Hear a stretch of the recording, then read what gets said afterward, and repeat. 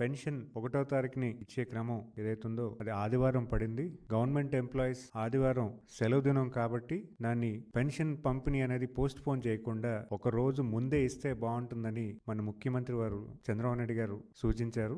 అందుకని ఈ నెల 31వ తారీఖున పెన్షన్ ఇవ్వడం జరుగుతుంది. ఎవరైతే 31వ తారీఖున పెన్షన్ తీసుకోని వాళ్ళు ఉంటే వాళ్ళకి 2వ తారీఖున పెన్షన్ ఇవ్వడం జరుగుతుంది. కనుక పెన్షన్దారులందరికీ కూడా విజ్ఞప్తి చేస్తున్నాను, 31వ తారీఖున మీరు పెన్షన్ తీసుకునే ప్రయత్నం చేయండి. ఒకవేళ లేని పక్షంలో 2వ తారీఖు మీరు పెన్షన్ తీసుకునే అవకాశం ఉంది.